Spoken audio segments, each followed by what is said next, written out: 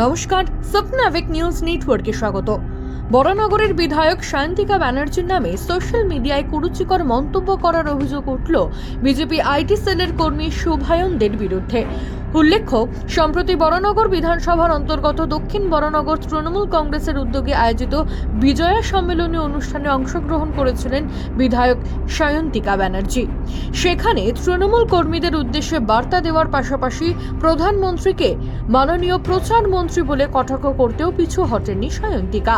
সেই অনুষ্ঠানের ছবি দিয়ে বিজেপি আইটি সেলের কর্মী শুভায়নদের অ্যাকাউন্ট থেকে কুরুচিকর মন্তব্য পোস্ট হতেই সরব হয়ে ওঠেন তৃণমূলের কর্মীরা। শুনবো তাদের অভিযোগ। শ্রমিকবাবুর একটা সুপুত্র আছে, ওনার নামে শুভায়ন দে নাম, বিজেপির আইটি সেলের কর্মী। রাজ্য সভাপতি যেরকম হবে তার চেলা চামুন্ডা তো ওরকমই হবে, তার নামে আমরা অভিযোগ জানালাম। কি আশ্বাস পেলেন আজকের কাছে?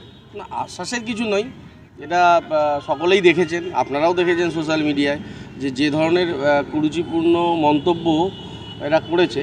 এটা এই পরিস্থিতিতে রাজ্যে দেশ জুড়ে যেভাবে এই ধর্ষণ সামাজিক ব্যাধির মতন ছড়িয়ে পড়ছে, সেইখানে দাঁড়িয়ে বারবার যদি এই ধরনের কথাবার্তা প্রকাশ্যে লেখা হয়, তাহলে সেটা বাড়ির যারা বাচ্চা যারা বড় হচ্ছে তারাই বা কী শিখবে। তো এটা তো এক প্রকার দৃশ্য দূষণ।